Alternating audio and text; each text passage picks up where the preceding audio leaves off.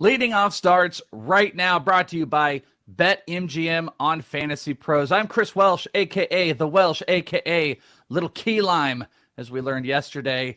Joining me today is Chris Clegg, Roto Clegg, over on Fantrax. One of my good friends. Chris, what's up, man? It's the Chris Show. It's Chris and Chris. Yeah, I'm looking forward to it. Good to be back on with you. We've chatted on Prospect One. You've been on our pod on Toolshed before and in this league. So it's always good. And it's always good to hang out. I'm looking forward to the AFL this year, getting down there.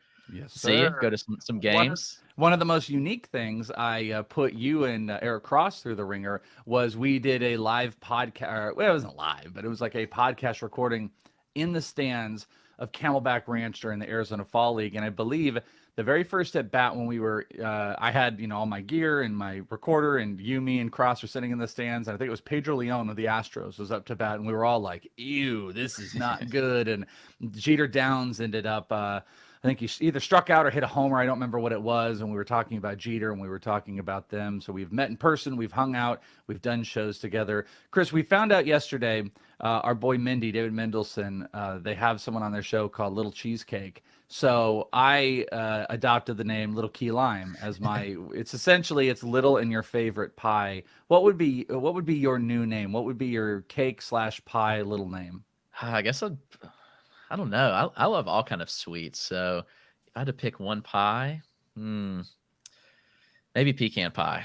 Oh, little pecan. I like that. Little pecan, a little key lime in the house. Those are good names there. That's like one of those dumb generators like on a phone. It's like Right. I see those on Instagram. It's like, what's your rap name? It'd be like, what is your rap / favorite pie name? Those are the hard hitting things we do. But we do have baseball to talk about. Home run calls. Yes. Did I get one yesterday? Yes. So did like 20 other people with the same call. We've got a lot there. We've got bets to go through all the stats. And I completely let this slip in my mind. And I'm going to blame baseball for this not being promoted in quite the way that it should.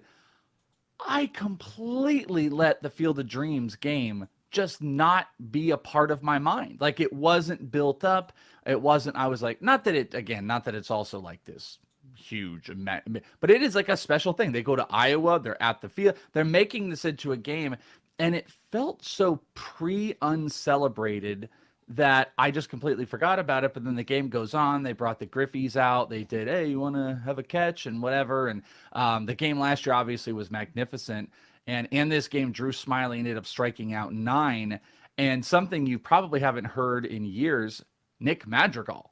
Nick Madrigal's name in general was 3 for 5 with 2 stolen bases in the game. But Clegg, the game itself was so undersold coming into it. I just feel like if they're going to do it, maybe it's me. I also don't sit with like MLB Network on and listen to tons of that stuff. So maybe I missed it, but there was no fervor about it leading up to it. I felt like there was no really great pre-promotion. Was that just me? No, I felt that too. And last year it seemed like it was very hyped up. And, I had people talk to me, like casual baseball fans talk to me about it and excited for it. And then this year it was kind of just like, it just happened. And I think it was good, but it wasn't nearly as promoted or as hyped as it should have been, at least. Yeah, it was weird. It was weird but either way, one thing coming out of it though was I legit was like, oh my God, Nick Madrigal. Like that literally jumped into my mind. Had not just been anything in my brain as of recent. And I really did love Nick Madrigal in the early years. I remember I was at his pro debut, which was when he was drafted by the White Sox over in Peoria against the Mariners. And I remember chatting with him on the season, though. He was able to obviously get those stolen bases up. 128 at-bats, no homers. Those were his first 2 counting stats of the year, and 128 bats with the 2 stolen bases, 11 runs, 4 RBI. Is there anybody more cooked than Nick Madrigal? And he felt quick. And, he's drafted. Everybody was all hype about him, the ability to hit, obviously the speed as well. We're sure what kind of power he'd get to, but man, he is fallen off really, really hard. And so I was kind of hoping that the move to Chicago, well, he was in Chicago, but the move to the Cubs at least would have, gave him a fresh start. But man, at this point, is he even going to be fantasy relevant? I don't know. I'm beginning to wonder. I think we have the answer. What is it? Is it South Side is the White Sox? What's the geographical direct? Okay, yeah. Yes, South Side's the White Sox. Okay, checking that. Well, you want to talk about someone who fell harder and maybe farther? I got you. I got you covered. It's not Julio Rodriguez because Julio was activated. He's coming back into the roster with all the injuries they had earlier into last week and a little before with Mitch Haniger. The team brought up Jared Kelenic. Jared Kelenic coming up. And I had a conversation with somebody through text yesterday that it wasn't like this accountability text about prospects and stuff. There's a little bit, but we were comparing the guys that work to the guys that don't work. And then there's Jared Kelenic, a guy that I still can't, you can kind of pinpoint, obviously now there's absolutely no pitcher recognition. There's nothing going positive, but where it went wrong early on, Kelenic came up July 31st. If we don't, and that he went 0 for 3 in that game with 2 strikeouts. If we just look at August, just for a minute here, since his call up in August, he has hit 083. He has had a strikeout in every game but one and only put up 2 hits, one of which was a homer. Okay. 1 stolen base, 1 homer, 2 total hits in 2 total games, hitting 083 and 083 OBP because, yes, not a single walk in that period of time, and a slugging percentage that is just over a Joey Gallo batting average.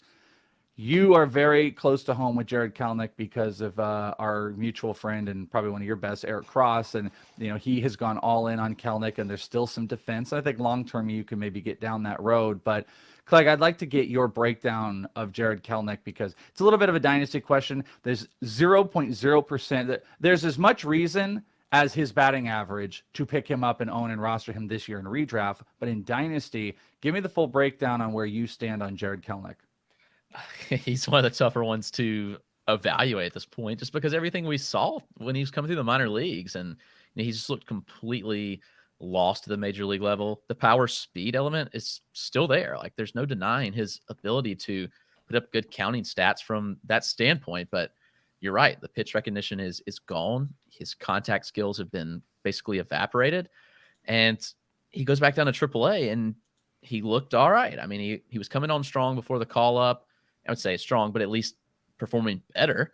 And then he comes back up and, performs how you said. You read the stats, and they're pretty horrific. It's just hard to really evaluate him at this point. Like, in what size dynasty league is he a cut? Like, at what point do you let him go? I mean, it's tough. I mean, I'm kind of wondering where to rank him on my next update for dynasty purposes. You mentioned for redraft, he's a lost cause. Like, there's no reason to try to pick him up or even stash him for anything at this point. But for dynasty, I don't know. I think he's going to be potentially outside my top 400, which is a massive fall, but he's been kind of slowly just falling down. And I try to be, more conservative as far as like these guys that struggle, but I've seen nothing in them that's just encouraged me to think that, and obviously players can, get things right long term, but right now it just doesn't look pretty, and I don't see many positives to take away. Yeah, I mean, there's also a term for what you said where you're like, hey, he's bad in the majors, went down to AAA, and then it's called quad A, unfortunately, and that's what it looks like. The counter argument is he is still like 23 years old, and he's still really young, and I would almost put money that Kelenic is gonna have a season. He's gonna have one of those years where it clicks. But I don't know who he's going to be. Like, I think back to like Jesse Winker, someone's a teammate of his, different guys, but Jesse Winker had like these great minor league seasons, and then came up and maybe he'd hit for some average, but struggled with power. Like, Kelenic is almost comical at this point. Like, I don't know if it is in his head. It's pressing. He's a smart guy. If you ever want to go back, you can check out my show Prospect One. I interviewed him a couple years ago. This was just after he had a 2020 season.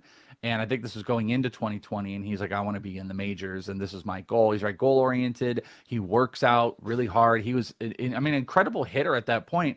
And it's just pitch recognition has fallen apart. He can't hit anything. It seems really, really mental. And I'm not sure what, I mean, I wish I had the answer for what all of that is, but I actually can't move him outside my top 400 yet because of the age. I think it's a case by case basis for dynasty owners with Jared Kelenic, because I think you can make, if you have an open universe and there was a Warming Burnable, let's say Warming Burnable is a really fun looking power speed combo prospect with the Colorado Rockies. I think he's like 20 years old, high A. If you were like, this isn't doing anything for me, I don't want to sit around, I would rather take the shot on a high end prospect, I think you could do that and justify that. I, though, would probably still keep him in there because of the age. And if you have the means to be able to hold, you can. But this looks as bad can be. Joe Adell hasn't fixed anything. Kelenic progressively gets worse. He stopped stealing bases in the minors for the most part. He's only stolen 3 in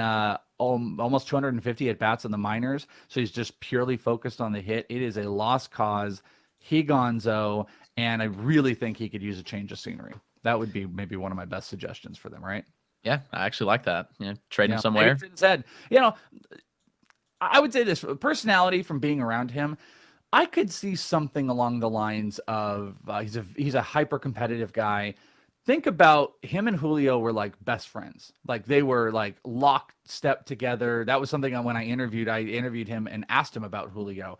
And then imagine what that's got to do where one of them becomes the super, I mean, he's literally become like the face of baseball, home run derby, all of that. Like, if you are a hyper competitive person, maybe that could get in your head, but that doesn't really help us with fantasy. So you dump out and he can go figure it out in Tacoma. The other answer would have been, when I asked you what was the outlook, I would have also accepted Yeah, That would have also that's a worked. fair one. Yeah. On the injury front, Jonathan India was hit by a pitch on his lower leg, left the game, but x-rays revealed there was no fracture. India is definitely towing the line of like, are we always going to be hurt with something? Let's hope that that goes away in his very short stint in his career. Max Fried was placed on the 7-day concussion IL. This is due to that. Wasn't that throw where he smacked his head? That was that's one of the most brutal hits. There's something about those like wind up whippy head hits against the ground that just like absolutely shake me to my core when I saw it, and he smacked his head on the ground, Clegg. Yeah, it's surprising they waited so long because he was scheduled to start today. It's like 3 or 4 days, right? Yeah, It okay. was Saturday. Yeah, it was last Wow. Saturday. So that's what's baffling about it. Took so long for them to put him on the concussion IL. Maybe it's one of those things they wanted to see how it was going to go, and then they do it retroactive, so they just can have a roster spot to bring someone up, and then he'll be activated because technically, in theory, you would say he would be able to be activated from it like in 2 days, if Right. it's a 7-day, if it's retroactive. So most likely just miss this start, hit the next turn of the rotation, and we're good. So is the 7-day IL retroactive, or is it the 10? Can you do? I don't know. It's interesting. I don't have no idea. I'm not sure I've ever seen a retroactive 7-day IL. Maybe you can't. Maybe you can't. Bryce Harper is backing off his throwing program due to stiffness in his elbow. It was also announced earlier in the week that if and when is the presumed thing that he will DH, that Harper will be DH, but this looks like there is maybe almost no fantasy season hope, unfortunately, because they're talking like mid-ish to in September. So Harper not going to do much for you. Kyle Schwarber left the game with a calf strain, not expected to miss time. Please don't. And Jonathan Daza sprained his left shoulder, making a running catch to some injuries from yesterday. I have an interesting question, and I want to get the chat involved. Whoever wants to participate and is actually out there. Codify sent this tweet out, and I liked it a lot. It was quote tweeting Pitching Ninja on a Dylan C slider, which has been phenomenal. And it's going to take one pitch out that I think would have ran away with it, but I like it. So the tweet was best pitches so far this season, according to Baseball Savant. It's considering both the quality and the quantity of the pitch. So this immediately tells you Jacob deGrom's slider will not be in this, is not going to be a part of this. So here are the pitches. Cease's slider, Corbin Burns' cutter, Shohei Ohtani slider, Justin Verlander's four-seam, or Carlos Rodon's four-seam. So that is what Codified tweeted about Baseball Savant's best pitches for quality and quantity. So my question is, take one pitch. You get one pitch out of that mix. Cease's slider, Burns' cutter, Ohtani's slider, Verlander's four-seam, or Rodon's four-seam. Which pitch do you take? I may be a little biased because I saw Ohtani pitch live earlier this year. His slider's just downright nasty. I mean, he just carved up the Braves when they were in Atlanta, at least for 6 innings. They brought him out for the 7th, and the Braves dropped a 6 spot on him. But his slider was so good, and I kind of lean that way. You know, all these pitches are on this list for a reason because they're that good. But I'm going to go with Ohtani's slider. I have a hard time taking a fastball, like a four-seam fastball in this, even though they're like really good. Like fastballs are fun, but you know, this day and age, it's like the fastball's effectiveness is effective as the secondaries that set it up. Like there's I mean, it's also a thing with a guy I was thinking of Jack Leiter, like came to my mind. Like that was like a big, heavy four-seam pitcher in college that just burned it by guys that couldn't catch up to it. And then that secondary would set it up. In the major leagues, like Jacob deGrom is the example. Jacob deGrom is slider, that's the best pitch, and his fastball almost becomes unhittable because people are like, what the hell can I do about this? You know what jumped to my mind is I actually was going to say the Emmanuel Clase cutter was the pitch I would want, but that's cheating, and that's not answering the question. So I will go, you said Ohtani, I will go with Cease's slider on this, the one that was featured, because you took Ohtani's slider. I think that's a good one. Our boy JP said, of course, Burns on the cutter. And I just thought that was a fun tweet about the best pitches. Now, now if you have the whole, you know, world of all qualified pitches, kind of think deGrom's slider would run away with this, right? Yeah. Oh yeah. I mean, it's nasty. Yeah, it's disgusting. It's the dumbest pitch in all of baseball. This day in baseball, 1936, the largest crowd ever to watch a baseball game. It was between 90,000 and 125,000.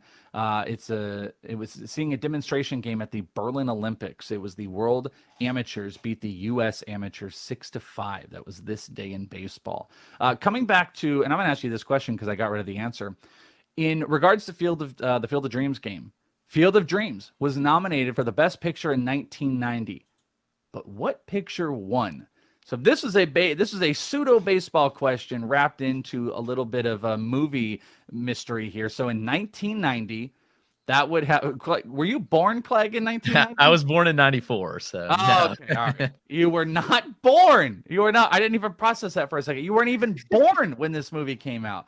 I wasn't super old. I was 7 years old when this came out. So at least I was actually here. But you got to have a little bit of movie history in here. So again, what movie won? So this was nominated for Best Picture, Field of Dreams, but it did not win. What did? Brian says Silence of the Lambs. Incorrect, Chris. I have no clue what else would have came out in 1990s. I'm not going to give an answer. I'm trying to think. Morgan Freeman. Oh, got it. Yeah, JP got it. Driving Miss Daisy. Nice. That was Morgan Freeman, right? Yeah, that was Morgan Freeman. Yeah, Driving Miss Daisy won the same year. And look at Field of Dreams. You know, we don't have a Driving Miss Daisy Day where we go and celebrate that. We have a Field of Dreams Day where baseball turns over to it. So I actually thought that one was kind of fun with a little bit of movie stuff in here. Let's go to some stat heroes. Framber Valdez, thank you very much on that prop bet. That was actually one of the top algorithmed ones over on the bettingpros.com prop cheat sheet. If you guys played that, he went 7, 4 hits, struck out 8. Dylan Cease, who we were talking about, struck out 8 and 6. Edward Cabrera has been really great, and we'll talk about him in a second since he's come back. 5 2/3, 6 strikeouts. Zach Plesac had 7 strikeouts, and Drew Smiley, we mentioned 9 Ks. But Edward Cabrera, since he's come back, Clegg, you know, this is one of those top prospecty guys. They've had a bunch. You know, Sixto Sanchez has completely fallen off the planet. Edward Cabrera missed some time where I think it was like a personal issue where they just said they weren't really sure when he was going to come back. He's come back and he's been really consistent lately. Are you in on Edward Cabrera rest of season? I feel like he's like a top end streaming option. Yeah, I think so. I think honestly, I'd roster him, and I think he's going to be a good buy low for Dynasty still. I think even though he's been really good the last 2 starts, buy him in Dynasty. I think he's going to end up being a great value pick in redraft next year. Obviously, that's a long way out, but yeah, rest of season, I'm in on him. I really like what he's done. And even though you look in the last 2 starts, Chicago, the Cubs, okay. And then the Phillies have been actually pretty hot, and you know, he shut them down. So encouraging to see there. 14 strikeouts over the last 2 starts. That's over 10 2/3 innings. Very encouraging signs there. You know, just 3 hits allowed over those 2 starts. He's looked extremely good, getting a ton of whiffs. You know, on the changeup, obviously that's kind of been his go-to pitch. It's a changeup, excellent whiff pitch there.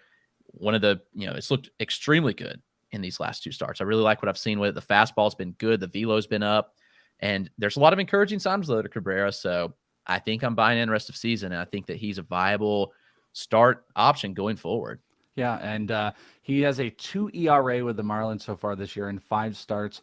He has 29 strikeouts. Walks have been a little heavy with 14, but he's not giving up homers, and he's just maintaining this whole thing. Only giving up 13 hits in 26 innings. So Edward Cabrera, a guy that maybe you can take into your playoff runs if you're missing anything. On the hitter side, Emmanuel Rivera, who the Diamondbacks picked up in, God, what was the trade now that I'm thinking about? I think it was just like a nothing burger trade. He went 3 for 5 with a homer, 3 RBI, a couple runs. Paul Goldschmidt with my home run call and 20 others. 3 for 5, a homer, 3 RBIs. Actually, identical line as Emmanuel Rivera. Alex Bregman had a homer with 3 RBI, going 2 for 2. Yasmani Grandal, has he had 3 hits all year? He only did it yesterday. Homer, 2 RBI. Marcus Semien had a bomb. Stephen Kwan, a rare homer. He had a combo meal, actually, even more rare for him. I think this was his 3rd homer of the year. Nolan Gorman with a home run, and Terran Vavra, 2 for 4, 2 RBI with a home run. You know what? Stephen Kwan, Nolan Gorman. rest of season. They're two completely different positions, but if you were maintaining a utility spot, Quan's batting average has been there, hasn't really been anything on counting, and that's kind of been the rub on him all season. Nolan Gorman, obviously the big power has cooled as of recent. Nolan Gorman, Steven Kwan, who would you rather be rostering on a util spot for your bench? And I guess it's based on team needs. But, if you want the power, Gorman's the easy answer. We know Kwan's not going to get that. But as a batting average boost, Kwan is a great option. And I think it's easy to kind of be disappointed in what Gorman's done this year.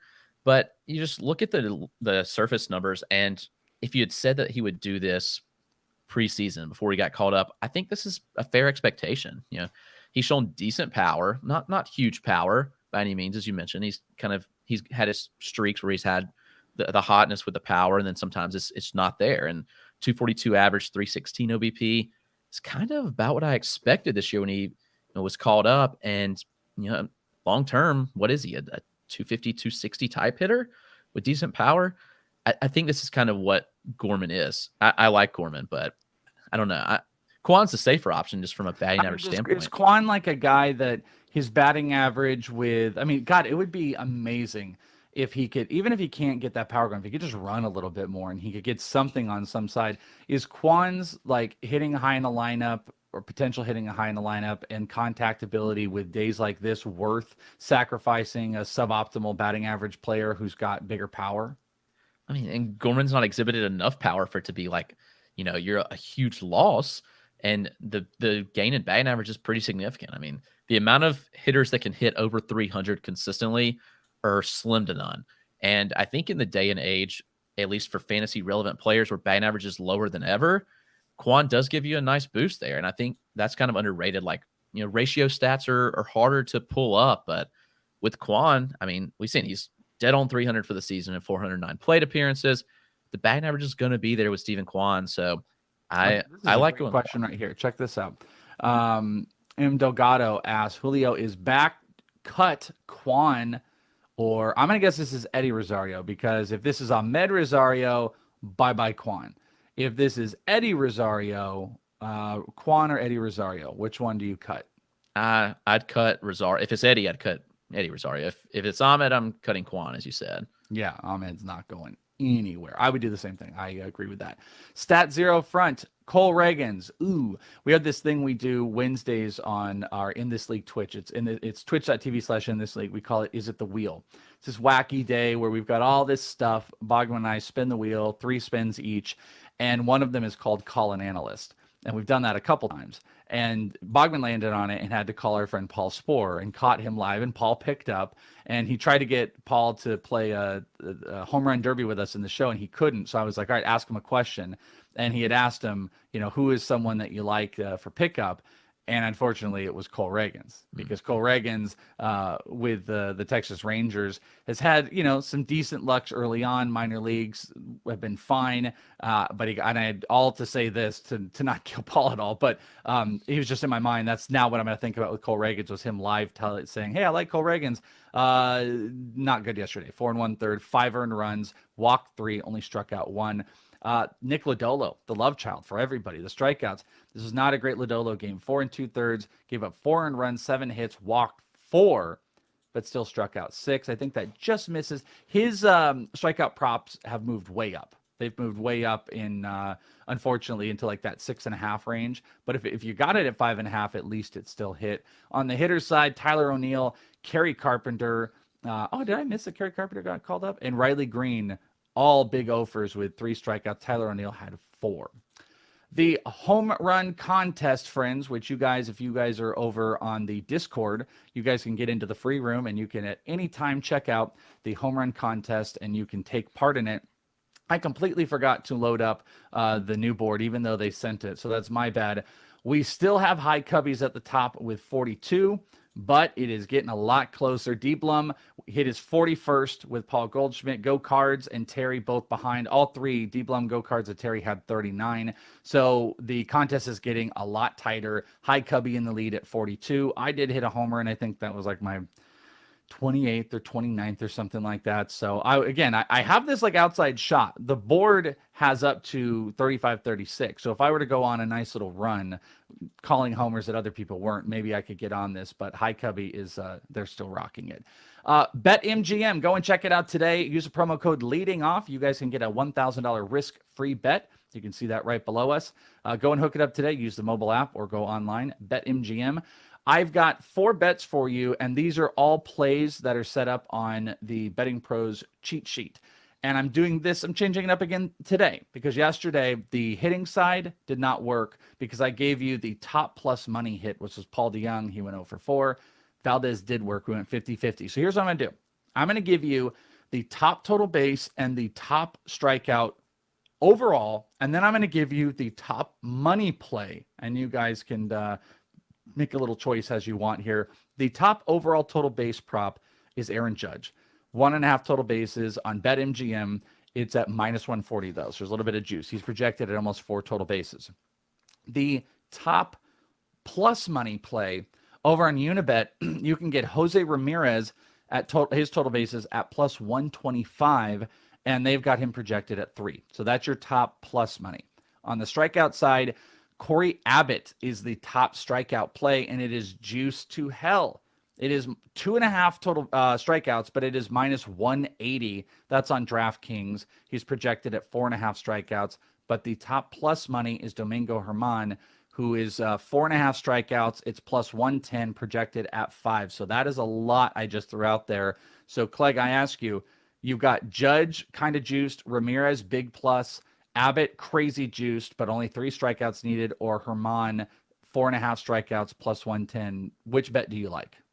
I might go Germán actually, which may not be the most popular, but I think that the Red Sox have been pretty streaky, and I like this chance here for him to hit that strikeout total. So I'm going Domingo Germán here. Okay, I kind of dig that one a little bit. I've been feeling better just in general about total base props, just overall. I want to throw out to everybody. So total base props, I feel like have been a little bit of a better play. On the DFS side, some stacks. If you're looking for implied run totals, there are 4 teams that have 5 implied runs or more: San Diego, Houston, and then funny enough, the Arizona Colorado game is set there. So I didn't look at what the over was, but it's probably 11.5 or 12 because I think their projected stuff was like 11.6 or something on the implied run total. So you might be able to take advantage of some pieces into both of those guys. As far as some of the pitchers on DK, I really thought it was interesting. Jordan Montgomery was 6.8. That was a really good cost. I know it's Milwaukee and I think Lauer, but I really like that cost. Mike Clevenger, 7.8, and the more expensive guys, Luis Garcia at 9.8 and Gonsolin at 10.1. So, you might be able to go Gonsolin and Montgomery, put those together. On FanDuel, Garcia is 8.7, Luis Garcia, and Tony Gonsolin is a cool 10 if you want to play both of those. That gets us finally to the end here for the home run contest. I don't know if I said D. Blum's number wrong because it looks like Cards is like correcting me, but if I said D. Blum did not have 41, he has 41. So it is 42, 41 in the home run contest, and then a couple 39s, 38, bop. High Cubby and D. Blum at the very top. Clegg, this is your opportunity. The guests have done, I don't know what the percentage is. I want to say it's been like 40 to 50% calls. It's been pretty good. I think this week maybe has tapered a little bit back from last week's calls. So this is your chance to end the week really strong on the guest seat. So who you got for your home run call today?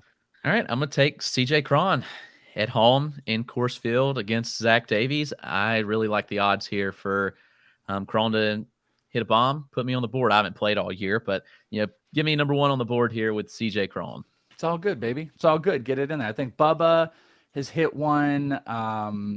Pollock hit one. We've had a couple. We've had a couple really good ones. I am gonna go with Mr. Activated. It's a Julio weekend, baby. We haven't had a Buxton weekend in a long time because they're now Julio weekends. Activated. Give me homers. Top of the lineup. I'll just take him through the whole weekend. Maybe I'm going to get sat on one, which would be unfortunate. But Julio's the type of guy, bam, I feel first at bat homer too, off of an injury. Going to show his wrist is feeling fine. It's a pretty solid matchup. I'm going to go with Julio Rodriguez, and I'm going to just take him through the weekend, and hopefully Julio can put a couple on the board so I can get even more competitive and I can chase all of you guys that are rocking with it. Make sure, like I said, you can go over to the Discord. You can get in. There's a Welsh AMA if you guys want to ask questions. You can get in on the home run contest. You can change your home runs if you want. Go over to BetMGM, use the promo code leading off, support the show, and always subscribe. Let's get some subs. If there's anybody that's still hanging out there at this point in baseball, subscribe to the YouTube channel to get notified, because Clegg is going to be with me every Friday this year. You can find him on Twitter at RotoClegg. What do you got going on right now? You got the Toolshed podcast with Eric Cross, which is a must listen to. Articles over on Fantrax. Let's get the plug. Yeah, for sure. So, right at Fantrax, right at FantasyPros also. So, weekly at FantasyPros, I have quick grades article, and that's actually out today as you're listening. So hitter quick grades for each week that I have a kind of formula that ranks based on a variety of things. So looking at, the best hitters for the upcoming week. And I also do a prospect stash article at FantasyPros, and that comes out on Tuesdays. So looking at the top prospects to stash for redraft, and also looking at keeper leagues, like top guys to stash for next year. So we've kind of been incorporating that down the stretch. So some guys you might want to stash if you're in a keeper league. At Fantrax, I write a StatCast article, have rankings for dynasty and prospects, and then you can catch me on the Fantrax Toolshed podcast with Eric Cross as well, covering dynasty and prospects. So, do you have that article? I would love to know who's the top hitter for that next. Do you have that next week projection? Yes, I just Let's submitted give a it. little tease. Let's give a tease. The top projected hitter for next week is Rafael Devers. Let's go. Yep. Let's go, Rafael Devers. So Yep. that's starting now. Okay, so there's going to be my home run call for Monday. I'm going to rock in with Clegg. All right, thanks, guys, everybody, for hanging out with us. Everybody in the chat, the Peanuts, the Cracker Jacks. We did it again. I think a strong ending to the week where my mushed brain was killing us, but we picked it back up. I think I pulled a save in. I didn't get any good pitching grades for the hosting this week, but we'll tackle it next week. That's it. Have a fantastic weekend. Enjoy the baseball. Get into those championships. Stream well. I'm dying now. I'm going. I got to get out of here. We're going to leave. It's Welsh. It's Clegg. We love you.